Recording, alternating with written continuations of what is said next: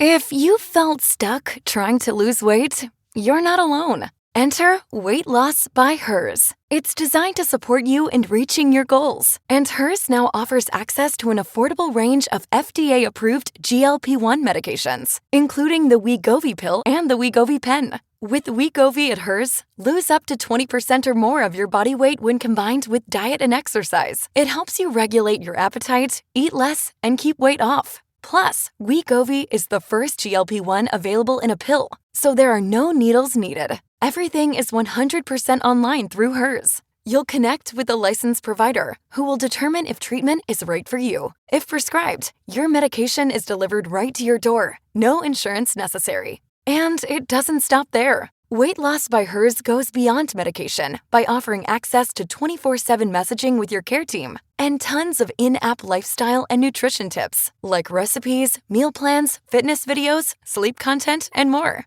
Even better, with a range of affordable GLP-1 options, Hers makes it simple to find an approach that fits your needs and your budget if eligible. You'll get a treatment plan personalized to you and unlimited dosage changes as needed. It's weight loss designed to work with your life. Ready to reach your goals? Visit forhers.com/women to get personalized, affordable care that gets you. That's forhers.com/women. forhers.com/women. Weight Loss by Hers is not available in all 50 states. Wegovy is the registered trademark of Novo Nordisk A/S. To get started and learn more, including important safety information, Wegovy clinical study information, and restrictions, visit forhers.com.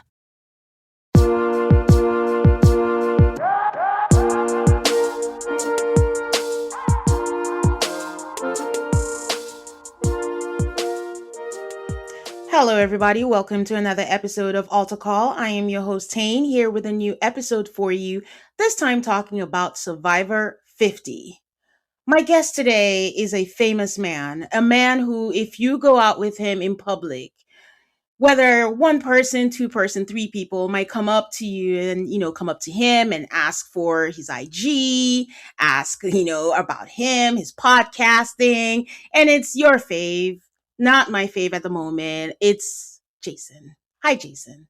Hi, Tay. Not your favorite at the moment? What is that? Okay, we'll talk about that separately. Yeah. But I will say it's got to be in a very, very unique niche gathering for anyone to recognize me. Like very unique and niche. For the one person that came up to me during the Bryce and Wynn Present Survivor Watch Party, where Tane's like, "Oh my gosh!" And let me just say, Tane, if you ever showed your face, you might get the same thing. I am showing my face, and you know what? In fact, this podcast, I'm going to put it on Patreon video. Oh, okay. Yes, right. I'm going to do that. Okay. All right. Well, yes.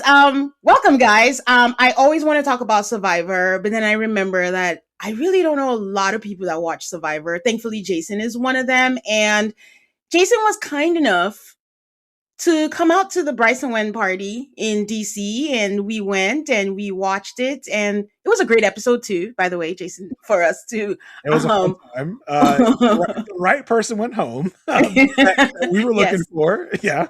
Yes, it was. So I think this week's episode, which we are going to cover, is the aftermath of that big episode.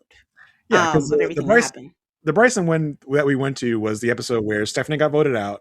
And I can't tell you, like, watching it, I always find watching in a group, like, especially where we're all on the same track, on the same goal of where we want people to be, who we want to be safe, who we don't want to be safe, is always fun, because you have these moments like in immunity challenges and in people who get voted off, when the right thing happens and you all, cheer. It's such a great moment. Yeah. And I can say, like, it's weird because in this moment, in two back-to-back episodes, I've watched in a crowd.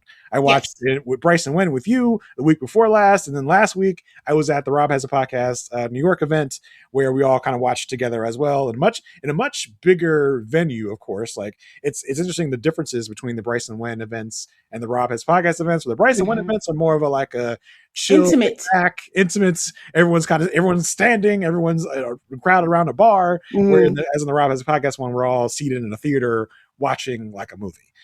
So it's fun, and these 2 episodes were really good to watch with groups because the great things happen for the people that most people in that space want to happen. So it's fun to be in that atmosphere where you're all either concerned about something at the same time or you're happy something happened at the same time. So it's a really fun time. If I suggest to anyone, if you have the opportunity to go to an event like that, that you do it at least once, because it's fun to experience that with a group of people.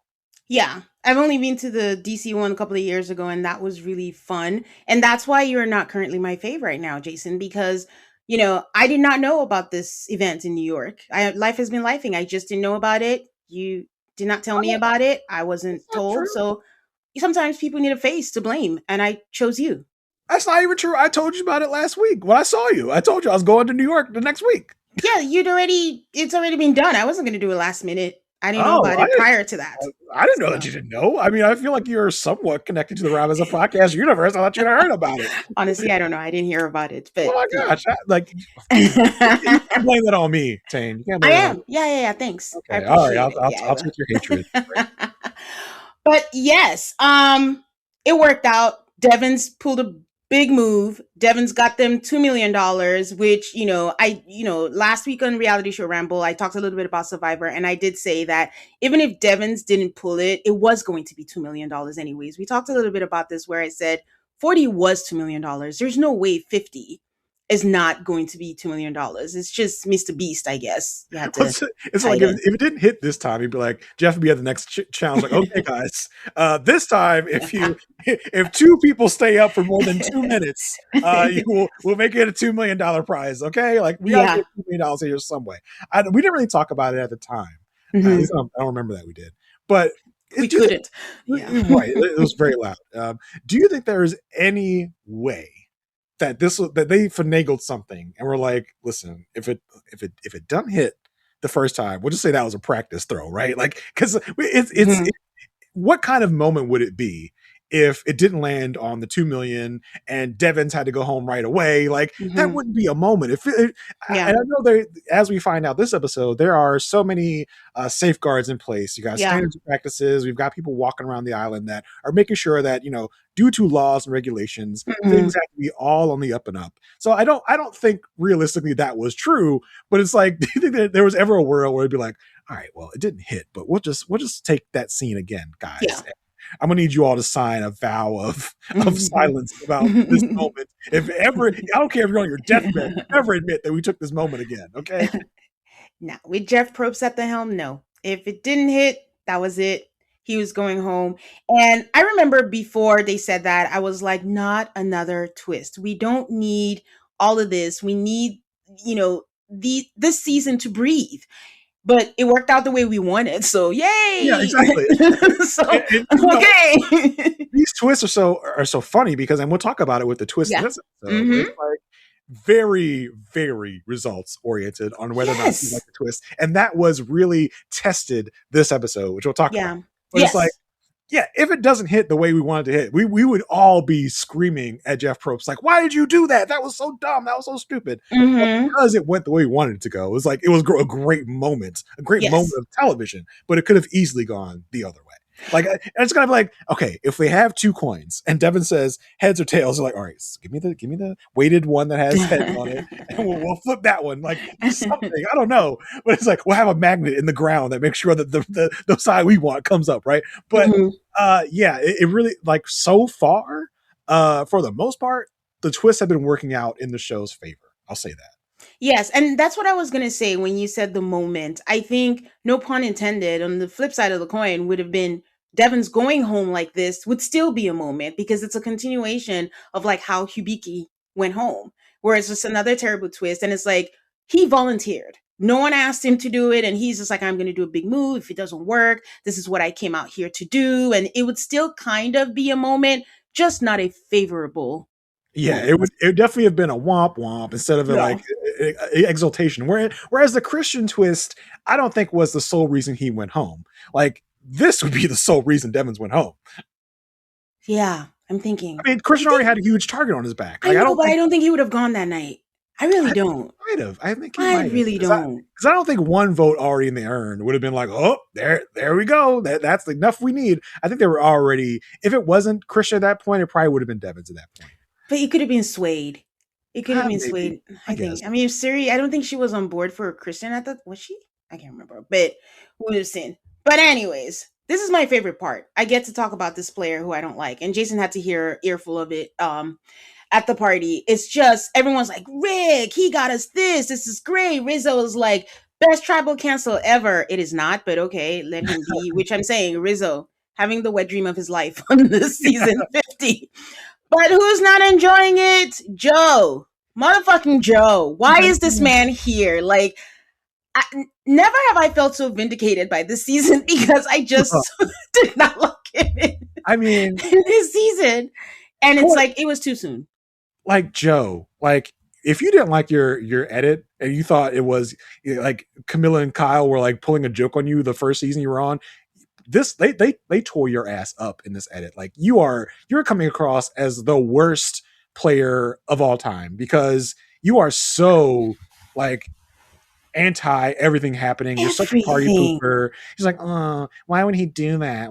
Rick is so inappropriate? Like inappropriate? What are you talking? It was in poor taste. Like what are you even talking about? I was like, are we still talking about Survivor? Because he was like, all this chaos, the words disgusting were used, poor taste, inappropriate. I'm like, Survivor?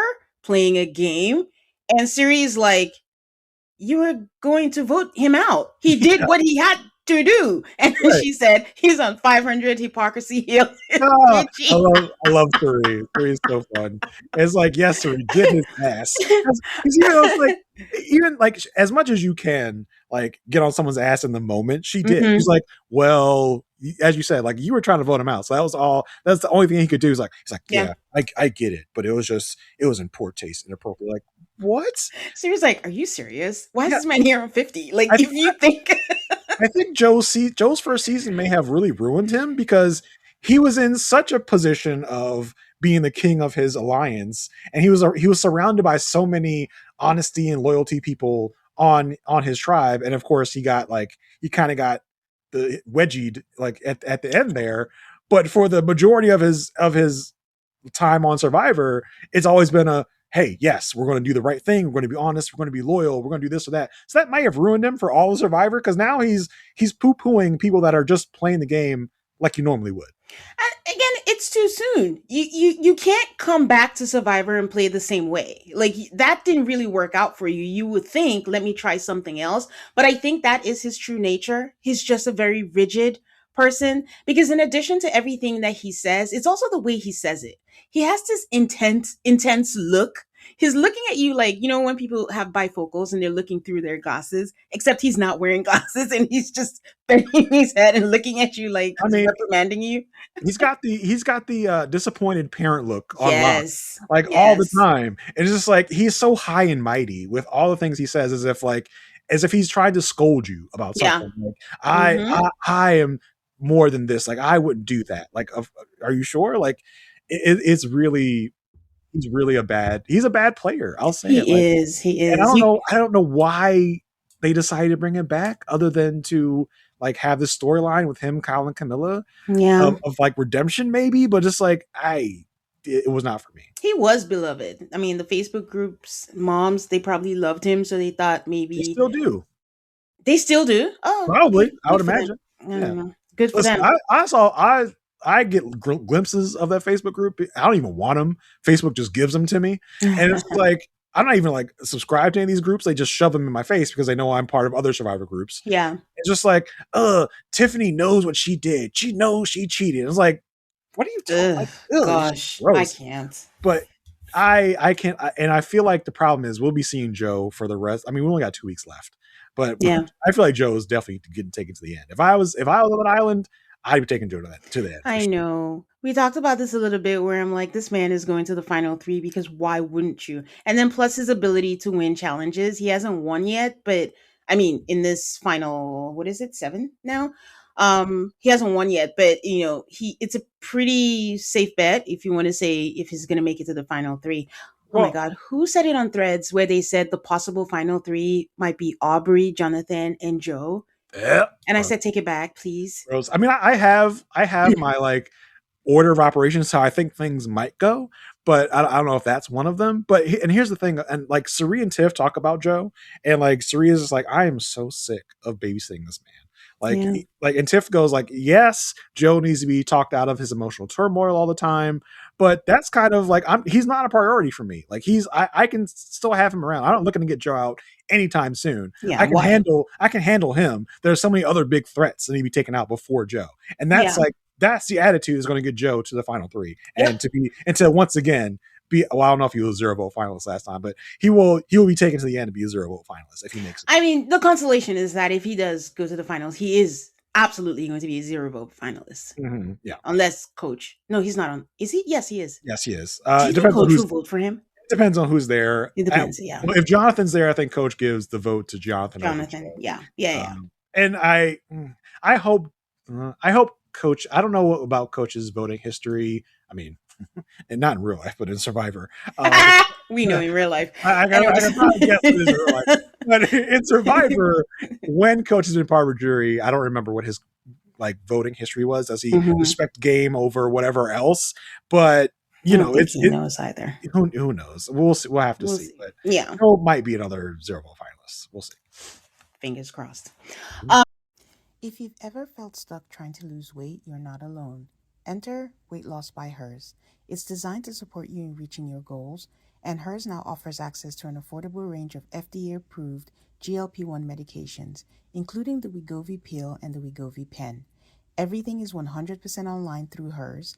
You'll connect with a licensed provider who will determine if treatment is right for you. If prescribed, your medication is delivered right to your door. No insurance necessary. Ready to reach your goals? Visit forhers.com/alter to get personalized, affordable care that gets you. That's forhers.com/ALTAR. forhers.com/alter.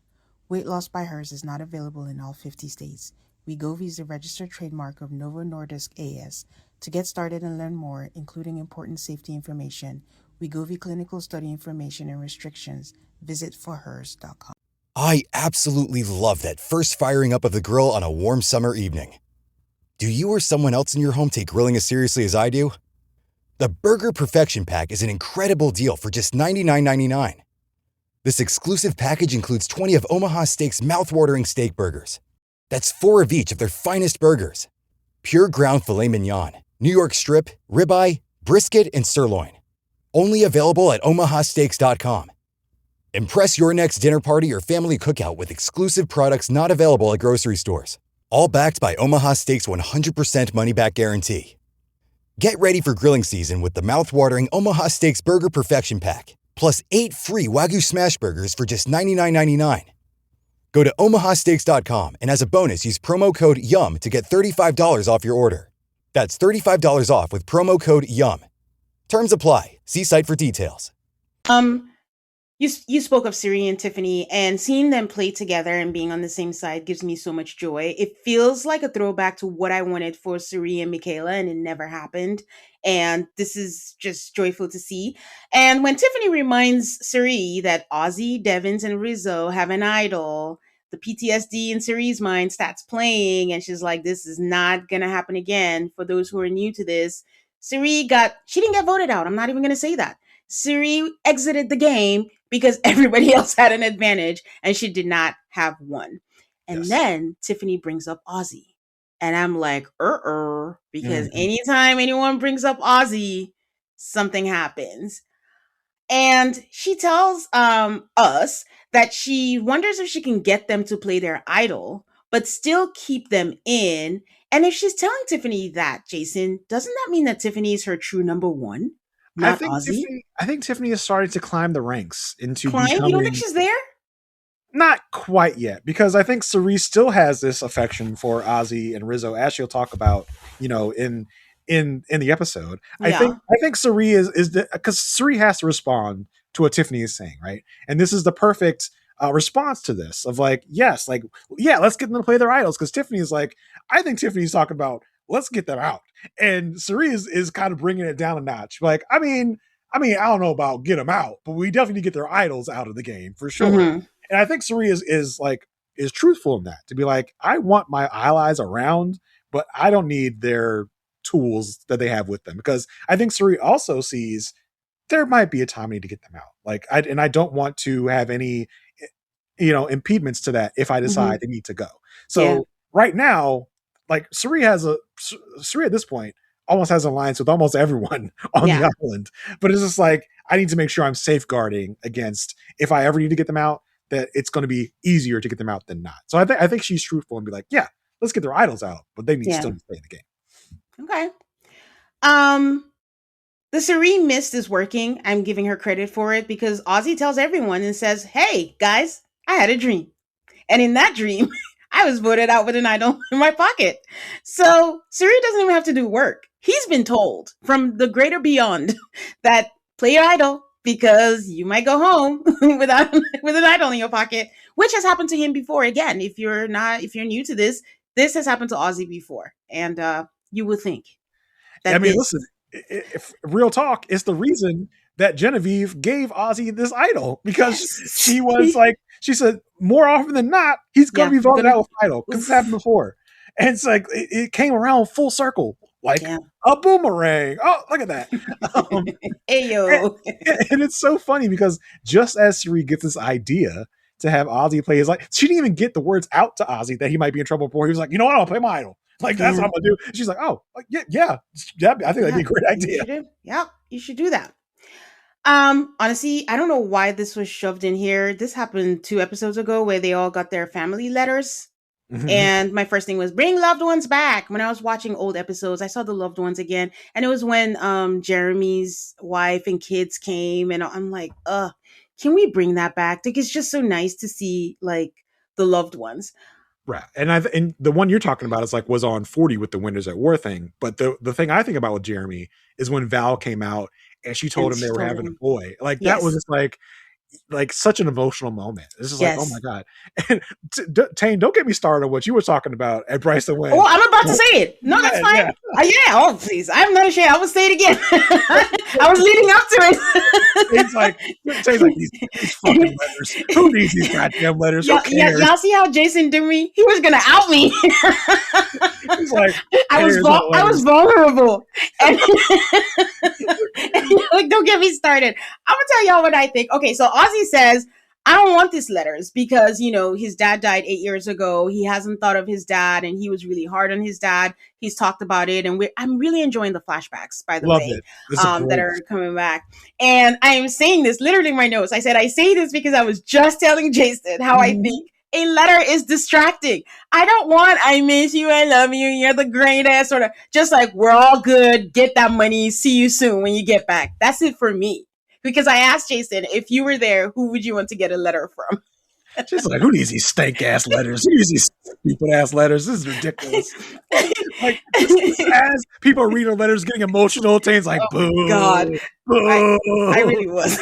It's just like, it's so distracting. No one needs that now. Focus for the days, and then you get there. And I feel like this was proof, because Ozzy says, I haven't thought about this whole time. And then my mom writes this, and I'm thinking about this. And, it does have a moment for Ozzy and Devins. And it was really nice, to see them talk about it, to see them bond. And Devin saying, like, he told his wife he was just going to, have fun, which I was like, I think you had fun the first time. Would you think Devin's first time was fun or stressful? His back was against the wall. It's totally against the wall. He had to fight his way back one time. He had to do all these shenanigans with fake idols, which in a way is fun, but it's also built for it.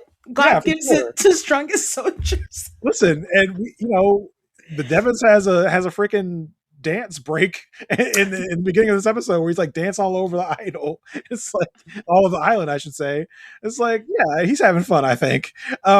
It was funny because I was listening to the podcast, and Andy's like, I bet I know what producer told him to do that. And I'm like, that's so random. so random, but it makes sense, right? Because it's like, all right, Rick, we're gonna have some fun. Just do whatever Rick thing you want to do, and it's like it's a whole video shoot of just Rick dancing around the idol.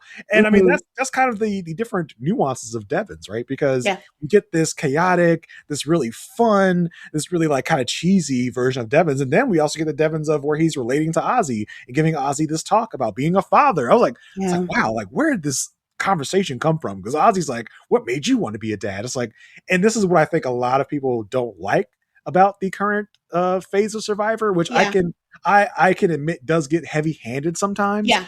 But this felt like a very genuine, authentic conversation of like what Ozzy's really thinking about in this time. And Rick, as a father, can relate to this and tells him what he thinks about it. I think that's more of what we should be getting. Yes. And not a sit down like, okay, tell me your saddest story. Like we'll make a whole meal out of this. So it's like this felt really so real and heartfelt, genuine from both of these guys. And I love it.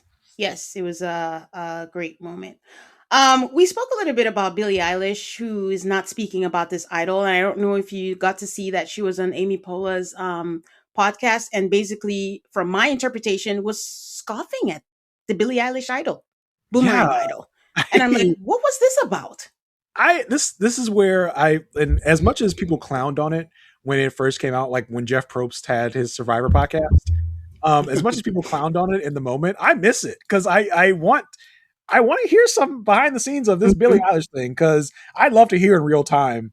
If I mean, listen, there's a possibility Jeff would not even bring it up since it kind of backfired on Survivor as a whole, because Billie Eilish is not acknowledging it, and if she does, she's speaking like facetiously about it. So it's like ugh, that's kind of an embarrassing like thing for Survivor to name a whole game mechanic after this person, and this person doesn't even want to like acknowledge it in a good way. So it's just like, yikes, that really backfired on him. I mean, as much as you all want to shit on Zach Brown, he came out here and like had a whole Survivor experience. It's about that life. Mr. Beast was here. Jimmy Fallon had Christian Hubicki on his show, like totally acknowledging the twists and all that.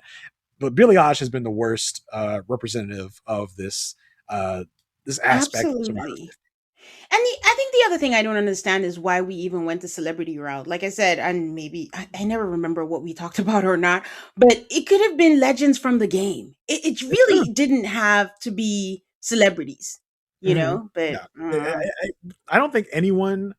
I don't know how much impact this has on the non super fan community of Survivor. Is this really getting people that weren't watching Survivor to come watch Survivor in the first place?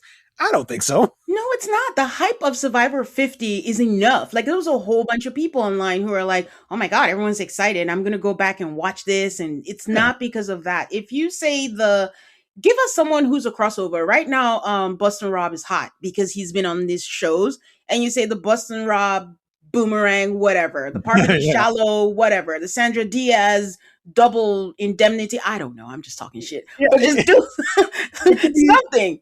It could be a mashup of like Ghost Island and what do they call it? Idols of the Island or whatever. When Rob and Sandra were hiding in there. It could be some sort of mashup of that. I think they really should, and also that moment in that random season where Cochran came to talk to Debbie. It's like you could have done all these special things with past people of the game. Yeah, with moments that we've had. I don't know. That would have been a lot more fun than these random celebrity cameos or random celebrity idols that the celebrity didn't even really know was happening. It could have been so much more. But to bring in these celebrities, I don't really think it adds much. Yeah, it doesn't.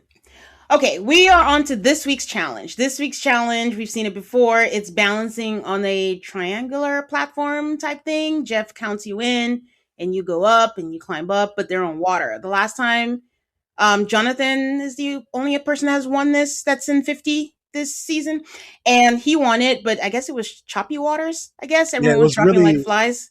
Yeah, it was really rough water, and I recently watched Survivor 42 because I talked about Jonathan in the preseason with Mike Bloom, and I remember this was like they barely were able to get up and stay there, and Jonathan won easily.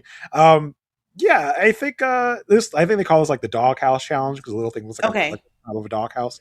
Okay. But yeah, very I kind of hate these challenges. Like it doesn't really provide a lot of interesting content. Is it people feel during traders when it's time for the challenges and they're Yeah, like, definitely. why? It's wasting my time. Well, Jeff announces that the winner is going to get an advantage that will impact the game, and it comes with a twist. And I'm like, another goddamn twist. Why, Lord? Like, I thought we were done. I thought we were just going to let the wine breathe. But no, we're not going to do that. So they all climb up, they all start, and sometime during this challenge is when we learn that Jonathan's feet are not fat; they're just girthy. Oh boy, this got quite a guffaw out of the audience. I'm like, where Jonathan's like, I like them fat and girthy, and everyone's like, ah. So that was Emily. Emily was the one who said he said my feet are so fat, and she's like, no, they're girthy. I'm like, okay, all right, weird. So I just kept wondering, when someone falls into the water, do the waves from falling, does that affect the next person that's closest and kind of move their doghouse and things like that? But I don't know. They test it. So anyways, it keeps going. All of a sudden people start dropping, and then they're like, Tiffany's the last. I'm celebrating like, yeah, 2 times in a row. Tiffany won. Yeah. I didn't notice. Did you notice? I didn't. Okay. I had no idea because, like, it's a thing where like you get consecutively. You have to go up a rung. It's like it's really hard. And at some point, Jeff's like, "All right, everybody has to get up on one leg to do this." And like it's a live transition, so if you get up on one leg and you fall over, there's no chance that you're done. So like everyone started getting up on one leg, and everyone's almost immediately falling. It was such a moment of like turmoil because everyone's falling at one. You're like, oh my god, what's happening? You're like trying to watch, trying to see, and then we all see, just like Jeff saw. All right, Tiffany's the last one standing with her one leg up. So hey, Tiffany's the winner. And we get this. I love the fourth wall breaking moments on Survivor. It's one of my favorite. And we get this moment where Jeff's like, oh, like you can tell he's talking to like a producer. It's like, oh, what's the problem? So Jeff goes like a referee at a football game. He goes to check the instant replay, and like he comes back. It's like, hey, Tiff, you when I called 1 foot up, you still had 2 feet down on the thing. And when I rewatched this for this podcast, I saw it plain as day. I was like, oh yeah, yes, I can see it right there. Yeah. Absolutely. So I don't know. The last person I wanted to wins it. And just as he's telling us, he comes with a speech. Survivor is the best thing I've ever done in my life. I'm freaking out while he's saying this because I'm like, what does the rest of the episode is going to give us? And remember, the title is Everybody is Shooketh. And I'm like, what is going to make us shooketh? Because I'm not ready for anything that's going to happen right now. But another thing, when I was watching it again, in another life, Jason, Emily would have been the winner. She was the second, like Jonathan was the last person before Tiffany. She was the last person to drop before Jonathan. So like if he had just dropped a second, Emily would have been the... Well, and I mean, the thing with this is that if it wasn't Jonathan, if it was Tiffany, if it was anybody else, it would have changed everything. Because like after this, we get split into random groups of 4. And if you switch out the different people, who knows what happens? Who knows what people are in what positions when they pick the rocks? It would have changed everything. Yes. Yeah. So what Jason said, the advantage, that's when Jeff tells them what the advantage is that they're going to be randomly, they never show us this randomly, but randomly split into 4. And both groups... They showed it this time. Oh, they did? Oh, yeah, the rocks. They grab the rocks. Okay. I can grab the rock. That's true. Usually they're like, we're going to split into groups, and then we don't see anything. And both groups will vote out someone, but Jonathan is going to vote in both groups.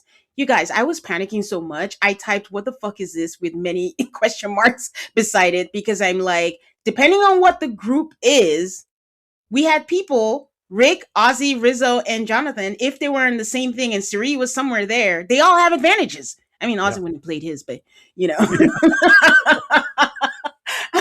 but that would have been very, very dangerous for the show to do. But either way, the 2 groups, the group 1 was Rizzo, Joe, Aubrey, and Ozzy, and group 2 was Cirie, Tiffany, Emily, and Devins. This was a big swing for the show to take.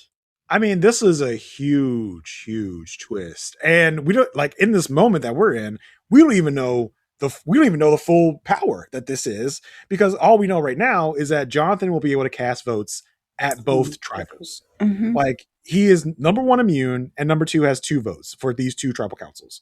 So it's like, wow, that is huge. Yeah. And then we hear, and Jonathan gets to go back and forth between the 2 tribes and, gets to play the telephone game with, figuring out who he's voting for, who everyone else is voting for. That is a huge advantage.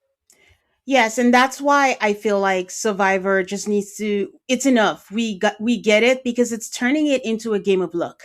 It's getting to the point where no matter how much strategizing you do, you build allies, you do all the things, you don't know what twist is going to just send you over. So then what is the point? And that's what, I don't like. And then especially when it goes to someone you don't want them to get it. I don't want Jonathan to have all this power. Why? Now, if it was somebody else like Cirie or something, I'll be like, you know what? Them's be the luck. Yeah, exactly. Because like as we were in, the Rob's Podcast Live event, and Rob started the show, he's like, what do we think of the twist? And nobody's like, boo. He's like, well, let's be real. Like, if Tiffany won, like, we'll be okay. And everyone's like, yeah. Exactly. It's very like results oriented. Yeah. But this is like a super powered advantage. Like, I think they should have. I at first thought it was like, okay, they're gonna like isolate Joe, like not Joe, but Jonathan maybe. Like maybe they'll just send him.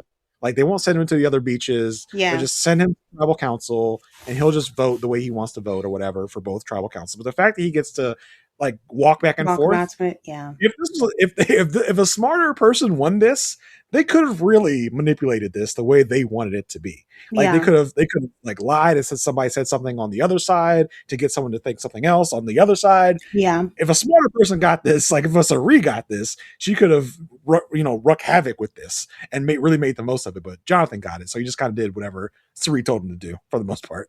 Yeah, and the thing about it is, whenever you win in any competitive reality shows where it's like you're head of household or anything, you're able to get information from this. And I feel like even if Jonathan wasn't being so strategic about it, he still got information from being the winner of this.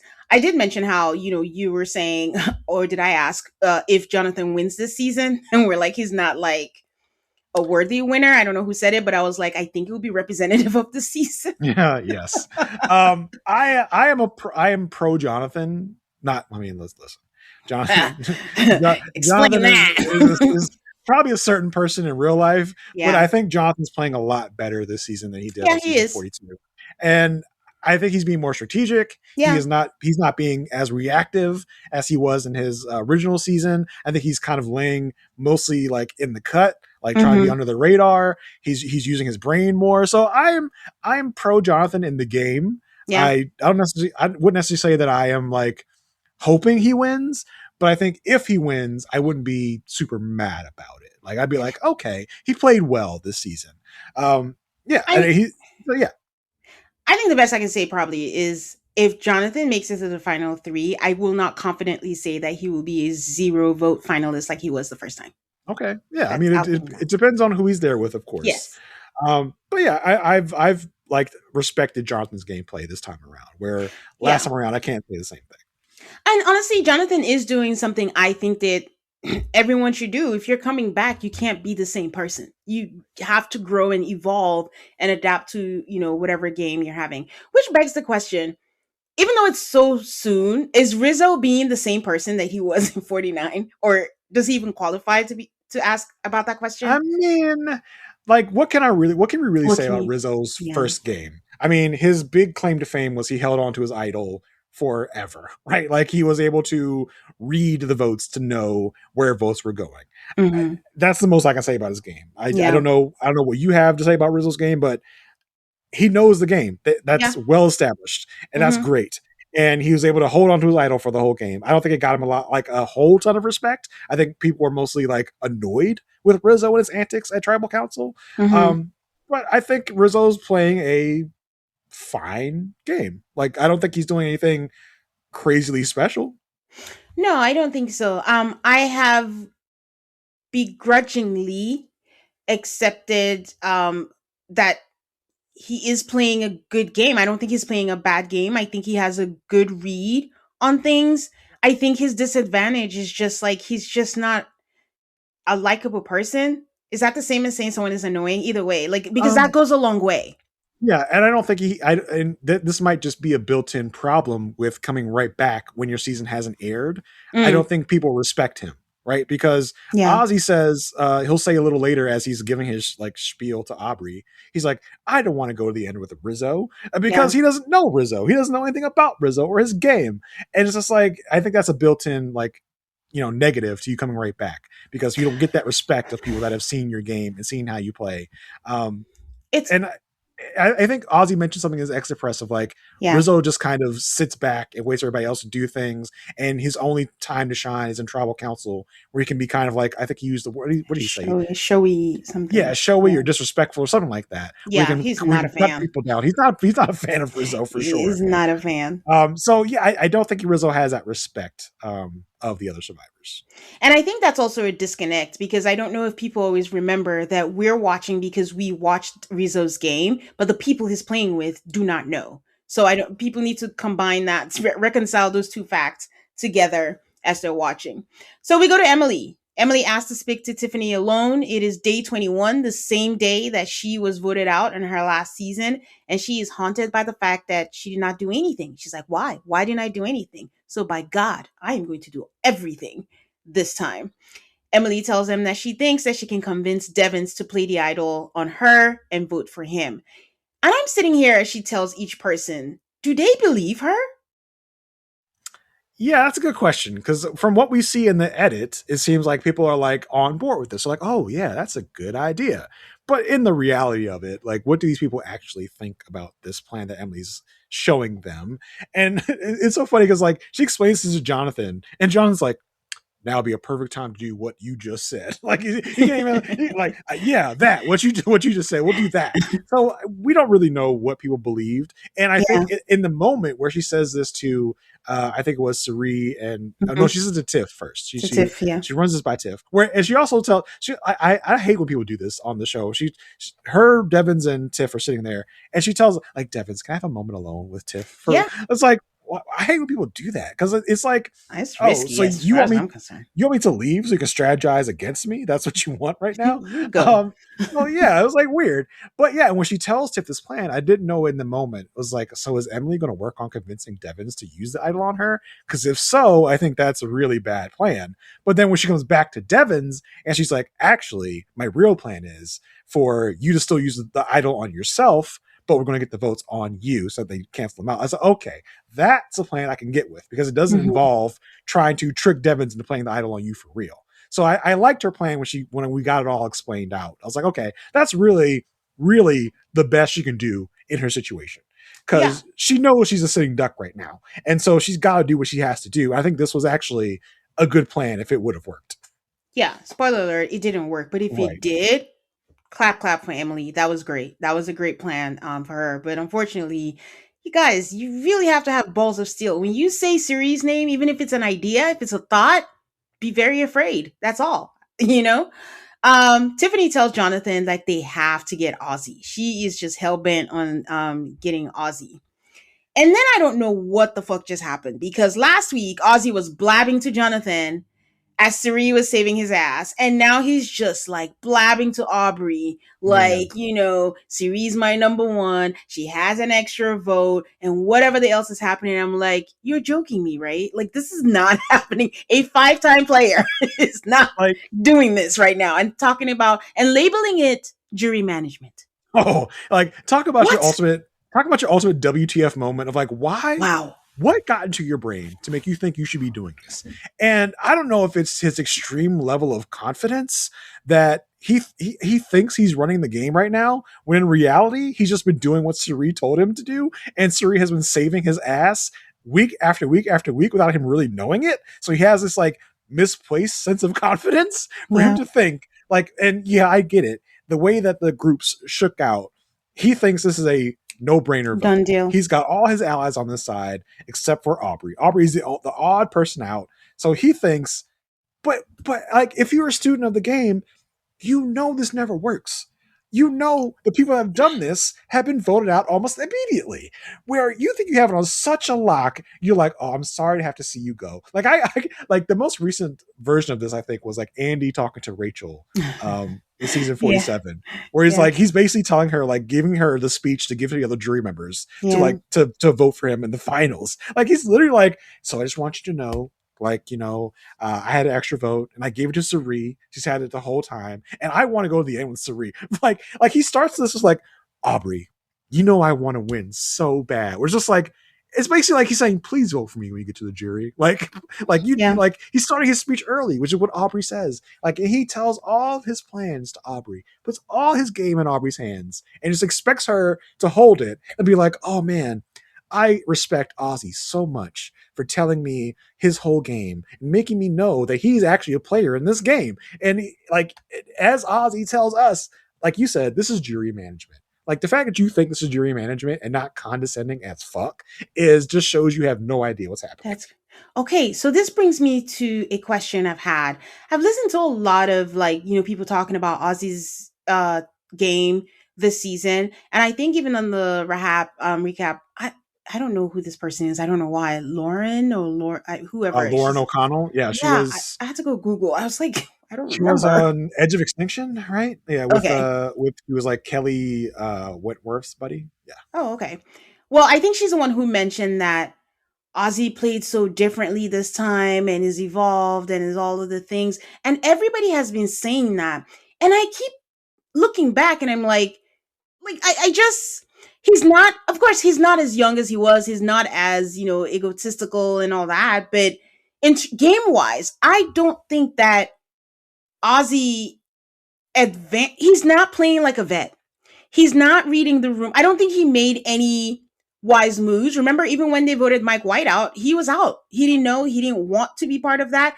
Everything has been Cirie saving his ass. He was going to make the call, and then Cirie came back, and he was like, oh, God, thank God Cirie came back. I wouldn't have done that. So I'm just like, I know where people are giving props to him. Like, maybe, again, he's older and wiser, yes. But in terms of the game, I actually don't know if he evolved as a strategic game player. I think he's someone that I think he got a little better at rolling with the punches, but not really, because once they voted out Mike White, he had this streak of vengeance, and he had this woe is me mentality of how could you do this to me? I'm Ozzy, and we see that later on this episode. Like, how could you do this to me? Like, why would you do this? I'm just trying to play the game. And he has this higher than mighty attitude. Is that what holier than thou? Holier than thou attitude of I'm Ozzy, you don't do that to me. But yeah, I don't think he's evolved that much. I really don't.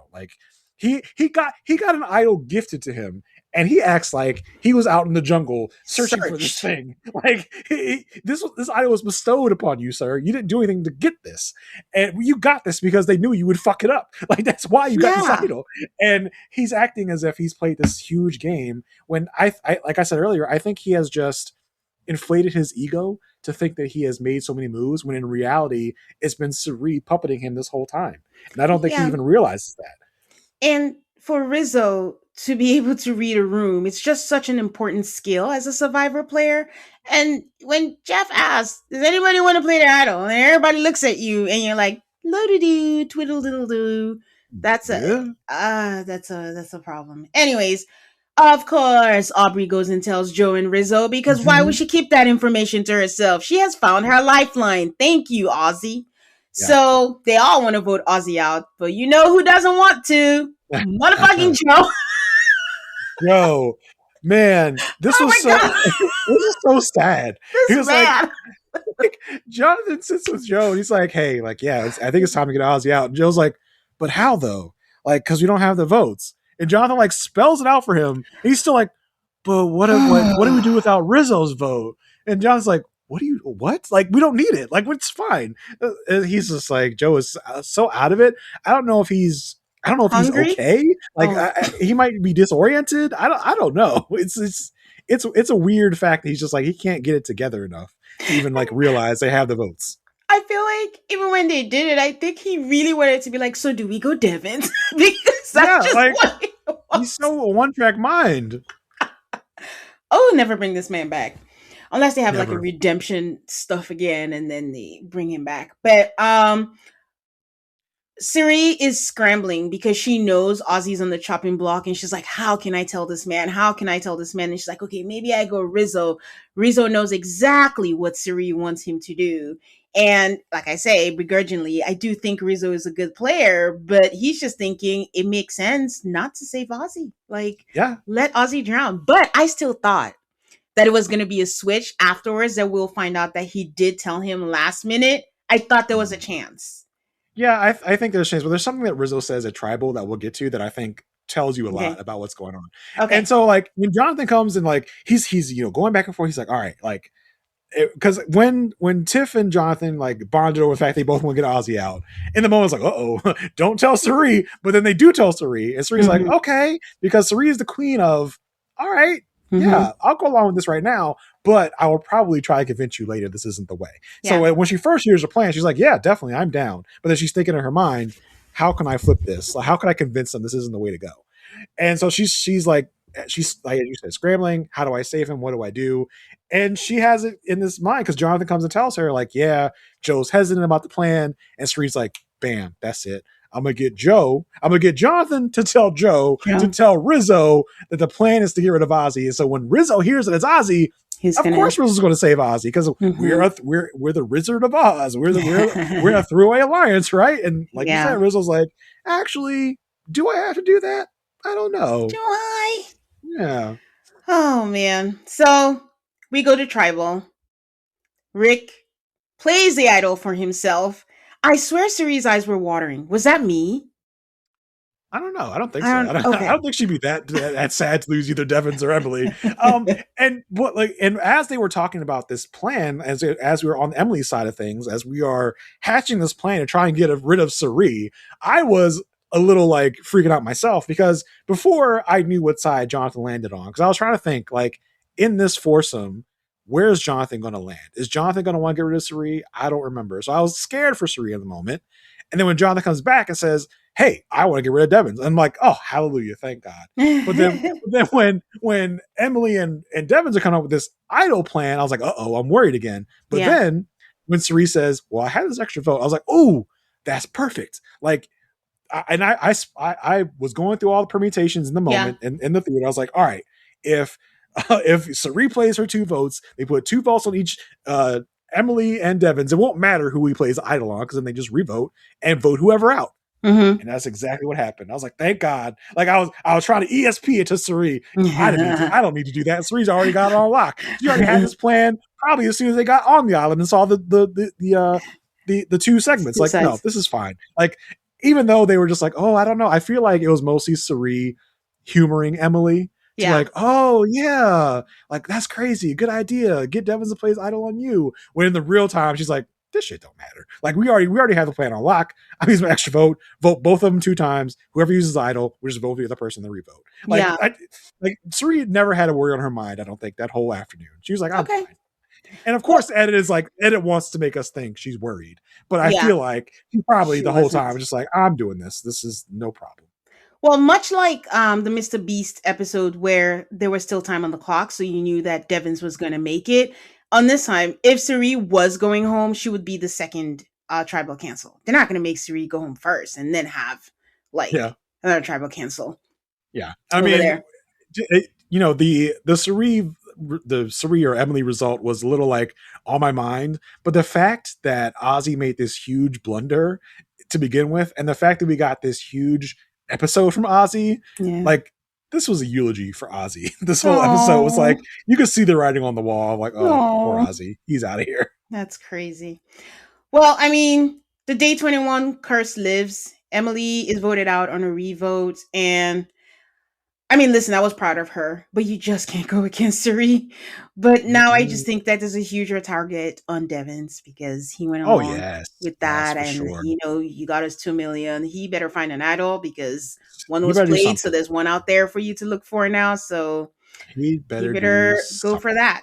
Second, go ahead. Well, it was just going to say, what was I going to say? Shoot, damn. Do you think if they had, well, it would have been any different if they had tried to go Tiffany, right? Like it just would have been because you don't mess with Cirie's people because it's the same thing. You really don't. I mean, my flaw in this game is like how you could do the math and the permutations. I can't. I'm just watching like what's gonna happen. I cannot calculate anything.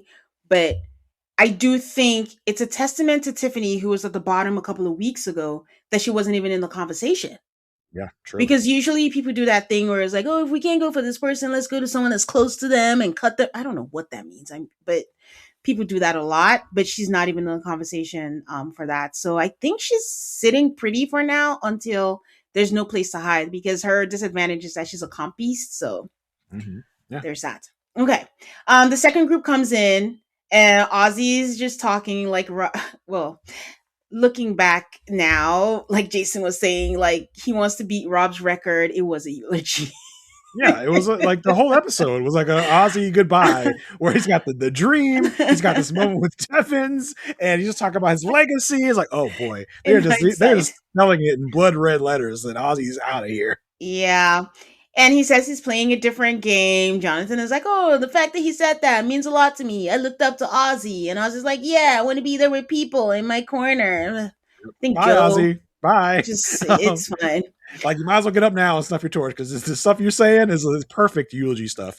And so the fact that Rizzo talks about in like, because both Ozzy and Rizzo, like their idols are very out there in public, and they're both talking about the fact that, you know, whether you should listen to your gut or whether, because Rizzo talks about listening to your gut or taking a leap of faith. He's like, sometimes when you're with the right people, you have to take a leap of faith. Basically, almost telegraphing to Ozzy, don't play your idol. Oof. Like, because he's still like, you gotta take a leap of faith, aka don't play your idol because we got you, man. Like, you don't need to play it because you're good. Take a leap of faith, and basically like shoving Ozzy's like ass out the door to be like, I'm not saving your ass. You're out of here. And I think it's a big move from Rizzo to. I don't know if it's going to be a good move. I was going to say, is that a resume? Right, to like break from Cirie, and like this is a declaration. Well, maybe he'll try to spin it different. Yeah. But this is a break from the Cirie contingent. Like, he's officially declaring, okay, I'm breaking this oath with Cirie. But I know he'll probably try to spin it to her, be like, listen, I had no other choice but to vote Ozzy out. He was running his mouth, and you know, I couldn't save him this time. Sorry, Cirie, my bad. Yeah. Because we have to remember Cirie doesn't know everything. She doesn't know she's been outed. But thank God she's used her extra vote. So that's a way to spin that out. It's not like she's holding on to it and has to use it. She has used it, and we can move forward, I guess. Yeah, I mean, that Rizzo like leap of faith thing was like, if Ozzy was holding onto a cliff by by two of his fingers, Ozzy like stomped on those two fingers and was like, get out of here, go. So it's like, I clocked that in the moment. I was like, oh yeah, that was kind of him like saying to Ozzy, no, you're good, man. Don't use your idol. You're all good. It's like, nope, not quite. Man. Well, Ozzy gets voted out again with an idol in his pocket, and I'm like, come on. Like, I was so sad. Like, he was in shock, I think, and I quote, he said, I had a dream about this last night. I didn't follow my intuition. This is so sad. You think? We have to watch it. Man, I really trusted you guys so much. I can't explain how painful this is to anyone. And he stood there. Like, Jeff is just like, TikTok, like, we gotta go. And he's just like, all right, guys. And I'm like, oh, this was so sad. But I don't want to say he deserved to go, but you can't make a blunder like that. Like, days later, I was still thinking about it, and I can't imagine how he feels. I know he says he's been thinking about it for a year, but that was a costly mistake. That was so bad. That was a rookie mistake. Running your mouth off like that and then not using your protection in such a small group of people in a tribe, like, is a bad move. And I mean, listen, we could say like Rizzo didn't use his either. Like, Rizzo was also confident in himself, and Ozzy was that same level of confident. But I just don't think he realized the mistake he made by spelling out his entire game to Aubrey and being kind of condescending to her in that moment, where she's going to be out for his blood now. And I don't think Ozzy realized. I don't know if Cirie just didn't tell him. I mean, I feel like Cirie told him every time though. Your name's coming up. Your name's coming up. Your name's coming up. Maybe he didn't realize how much. Yeah, maybe he didn't realize how much Cirie was saving his ass every week. Or every round of voting. And like, how do you not know that your butt is on the line in this moment? I mean, he was so confident with the group he got to. I don't really blame him that much. The goodbye was so prolonged. It was just like he stood there for like 10 minutes probably. It was like, wow, you guys, how could you do this? Like again, that like holier than thou attitude of like, you did this to me, the Jungle Boy, Ozzy. How could you? It's like because it's Survivor. Because we do this to everybody. It's got to be somebody, and it was you this time. Like it is. Yeah. But I going back to what you said, I will blame him. The number one thing in a competitive reality show, do not put your fate in other people's hands. I don't care how much you trust them, how much they're your ally, especially when you have the ability to save yourself. And there's something he said in an exit interview, I don't know if it was with Dalton or with Mike Bloom, where the person was like, oh, if you had just not spoken to Aubrey and said all those things, and he took accountability and was like, ultimately, if I had just played that idol, well, Aubrey will be gone. So it's just it came down to me not playing that idol, and I'm like, oh. But I think it's a tricky thing, right? Because he's supposed to be there with all his allies. He didn't know that all his allies were going to turn on him in that moment. Should though. You can't get comfortable in Survivor, especially whittled down to that number.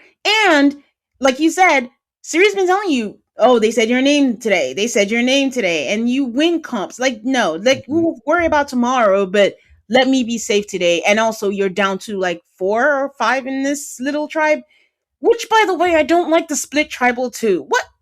Jeff is really getting on my nerves. Yeah, I don't know why they keep doing that. I feel like because as you said earlier, it's just like it really just boils down to luck at that point. Yeah. Like you're not able to show your skill of lying, deception, of like playing people when you keep switching things up on a constant basis. I understand they want the game to be hard. They want the game to be this or that. But at a certain point, you're leaving everything up to a flip of a coin. And that's not really fun to watch. It's not fun to watch someone that has been strategizing, that has been building up a base all season long, be cut down by randomness. Like that's not fun.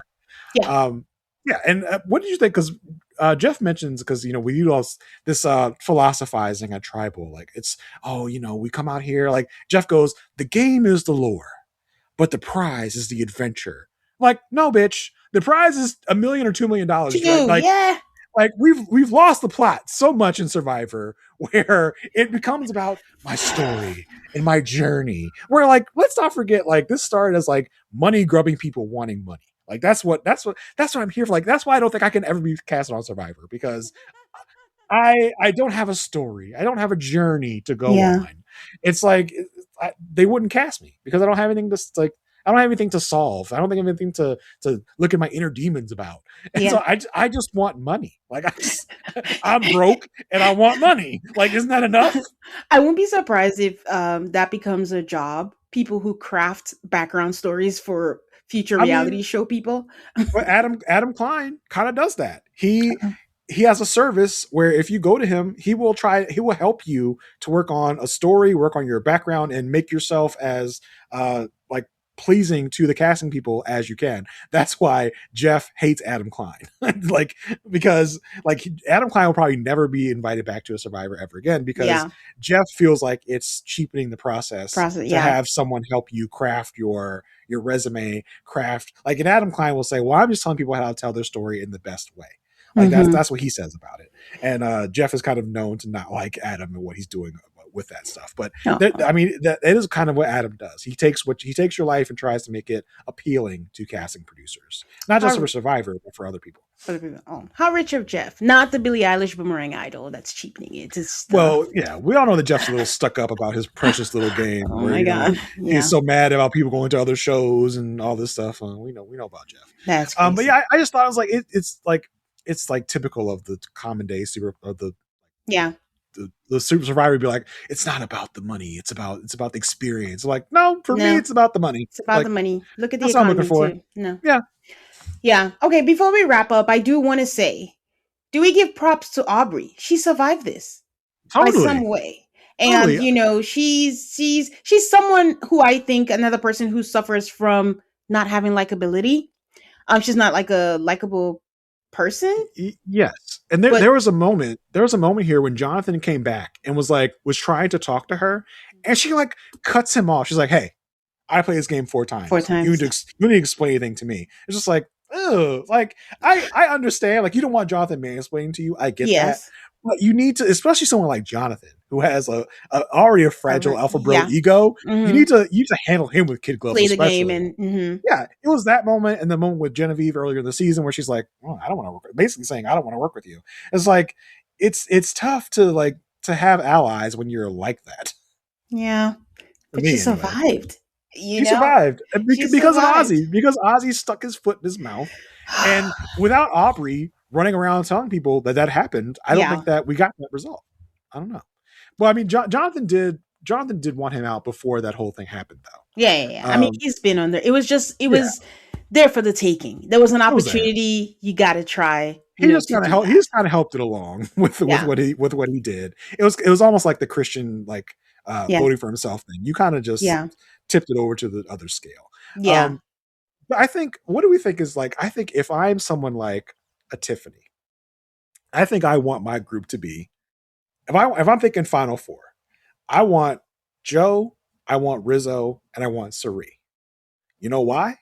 Because when we get to a Final Four challenge, Cirie ain't winning it. Yeah. So I can send Cirie against whoever in fire. Yeah. And she's probably going to lose. Okay. Let's just say what it is. Yeah. So she's out of here. That leaves a final three of Tiffany, Rizzo, and Joe. Like, no one's going to respect Rizzo's game. They're not going to give him any votes. Yeah. Everyone hates Joe. They're not going to give him any votes. So you are, by default, the winner. And it doesn't have to be Tiff. Replace Tiff with anyone.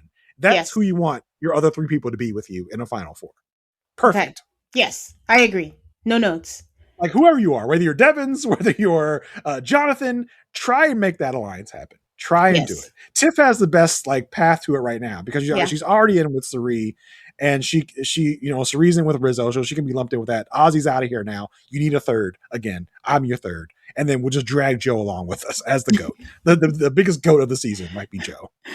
I mean, Joe's not going to vote against her. He said he claims. And so I think the Devins target is just like glowing bright red. Like I don't understand. I don't know what can happen next episode that won't make it Devins unless he wins immunity, unless he finds an idol. There is also the tact of, well, we can get Devins anytime. I don't think anyone's ever saying that because of Devins' reputation. Devins' reputation is he can find an idol at any time. So we have to get him out now while the getting's good. So where we stand right now, what's your order of who you want to win? I mean, Cirie's first, of course. So who are we looking at? Cirie's first. Okay. There's Cirie, there's Tiffany. I think Tiff is second for me. Actually, you know what? I would say Devins I want to win second over Tiff for me. I don't think it's going to happen, but that's what I love. Because I feel like Devins, of the people left, is definitely maybe even of a lot of the people that were already there, is playing the game, how I want people to play the game. I think that's for sure. So let's put Joe last. Okay. Let's see. Who else do we have? Aubrey, Rizzo, Jonathan. So Aubrey, Rizzo, and Jonathan are the only people left, right? So Aubrey I'll put under Tiff. No, sorry. Jonathan I'll put under Tiff. Then I'll put Aubrey. And then who am I missing after that? Rizzo over Joe. Is that it? Yeah, that's my order. Cirie, Devins, Tiff, Jonathan, Aubrey, Rizzo, Joe. Cirie, Devins, Tiff, Aubrey, Rizzo, Joe. Okay. Joe is last for me. No brainer. Of course. So Cirie, oh God. I'm torn between Devins and Tiffany. Knowing that Devins was my winner, our pre-season conversation, I had Devins on there only because I was like, it's impossible. I didn't think Cirie was going to be here at this time, but she is here. So, okay. So Cirie, how about Devins? Tiffany has a lot more opportunities. Cirie, Devins, Tiffany. Oh my God. Rizzo. And then, Aubrey over Jonathan. I don't know. Jonathan is playing a better game. Jonathan, Aubrey, and then Joe. Okay. Yeah, I mean we're similar. Not exactly like but similar. Yeah. I think that's good. That's who you want to win. Who do you think will win? Okay. All right. I like that. Tiffany. I can definitely, I think I'm with you on Tiffany because. Can I say my second close second? Yeah, of course. For some weird reason, Aubrey. I would go Jonathan as a close second. You know what? You're right. You're right, actually. And I think for some reason, I think we could have a really off the wall final three of like maybe a Jonathan, an Aubrey, and a Joe. Maybe like I could see that happening for some reason. I don't know why. No, I mean the streets are saying that. I'm just like, yeah, no, like prediction wise. Let's just say they get Devins out next. Okay, let's scratch them off the board. Then we got Cirie, Tiff, Jonathan, Aubrey, Rizzo, Joe. That's how many people? 1, 2, 3, 4, 5, 6. I think in that configuration, Cirie and Tiff are in trouble. Yeah. I think. So I think they could easily be knocked off 1 and 2. But Tiff can save herself. She has the ability to, but can she do it 2 rounds in a row is the question. So then we are left with Jonathan, Aubrey, Rizzo, and Joe. And I don't think it would be that hard to get rid of Rizzo. He has an idol. I mean, but at that point, because that's a final 4 I'm talking about right now. Oh, okay. So if we say Rizzo, go to 5. If Jonathan and Joe are in control, and they say Rizzo, go to fire against Joe, right? Like Rizzo's probably losing that. And Rizzo already lost fire in his original season. Yeah. So it's like Rizzo going against fire and Joe. Rizzo gets taken out. There's Jonathan, Aubrey, and Joe for you. Now, how do you feel about that final 3 of people? Do you think people riot in the streets if that's the final 3? That is what I saw in threads this week. Someone said Jonathan, Rizzo. Wait, who was it? Jonathan, Joe, and Aubrey. Yeah, and I said, what? And they're like, yeah, more than likely. But then within those 3, who do we want to win? What's the order? Jonathan, Aubrey, Joe. That's easy. Yeah. Pretty much. And then Joe's never going to come back again. Because he'll be like, I can't do this again. My final question. Listen, he'll have his Tyler Perry money. He'll be like, I'm fine. I'm out of here. My final question for you today is this Ozzy's final? Like, when Kobe had his moment and stuff, we know Kobe's not coming back. Is this the end for Ozzy? I think it is. And Ozzy kind of knows that because he was talking to Rob in his exit interview. He's like, yeah, I doubt they're going to bring me back again. But he did talk about the fact that he would be down for Australian Survivor. And I think actually Australian Survivor is much more suited to Ozzy than normal Survivor. Because I feel like... I'm sorry, did you say normal Survivor? I mean, listen, what is that? It's the OG. It's the normal. I actually think it's not the last time we're seeing Ozzy. Because Ozzy, I think his, it sounded so defense mechanism of him. Like, if it doesn't happen, it doesn't. Because he was also surprised that they called him for 50. He was like, I didn't expect it to be. I don't want it to be. I'm surprised they still got him. And how old was Kobe? He was in his 50s? Yeah, 50s, maybe. Ozzy's just what, 42? Yeah, but I mean, listen, this is his 5th time? It's just like, this feels like a great ending to the Ozzy we saw. This feels like we have come full circle on the evolution of who Ozzy was. Ozzy recognized he was not the perfect person in the beginning. He felt like he made some changes. His life has changed totally. And so I think this is a good endpoint for Ozzy to be like, all right, we saw your journey. I don't think we need to see you anymore. We have so many other options to choose from. I just don't know what else I need to get from Ozzy. Yeah. I don't think Ozzy's ever coming back as a strategic powerhouse. So that would be the only version of Ozzy that could change that I want to see.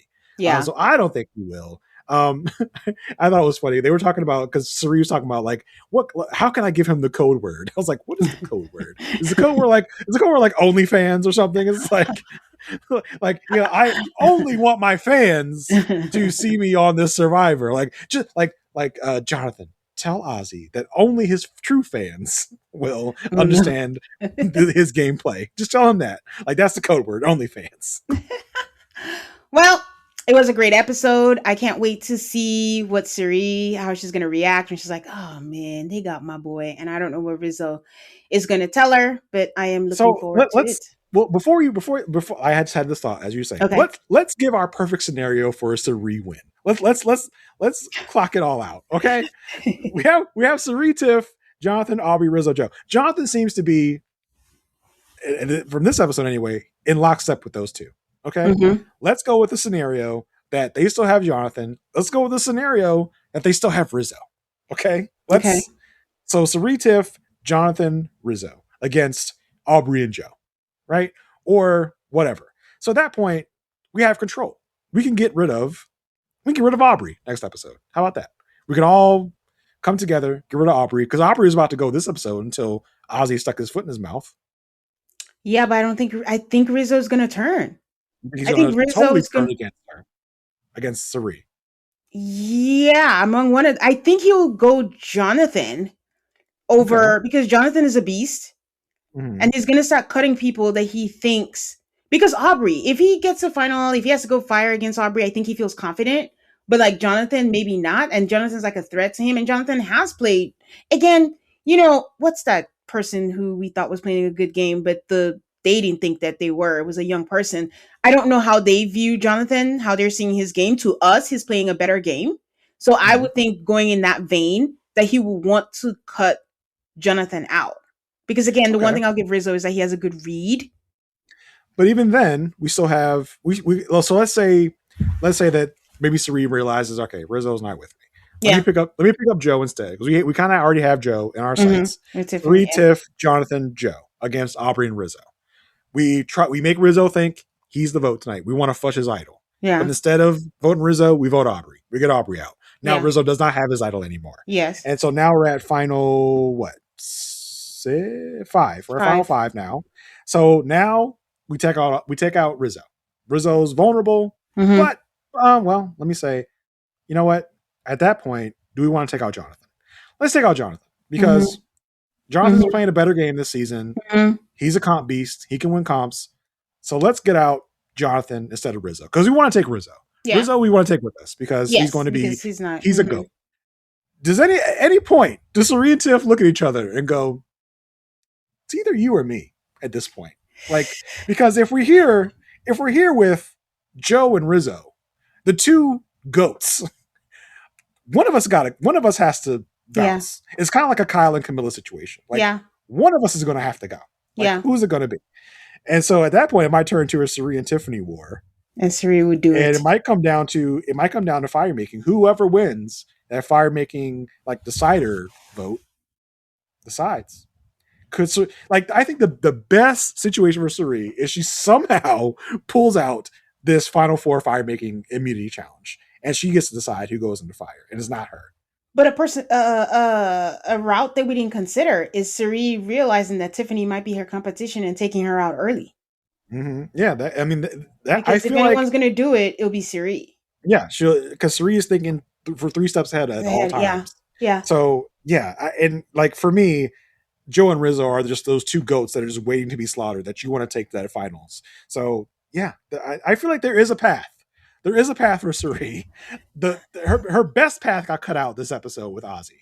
That was her best path to get, because Ozzy was the only one that was really going to even consider taking her. Wait, did we consider Devins in all of this? Did we take him out? Oh, yeah. I've just assumed that we just assumed he's next.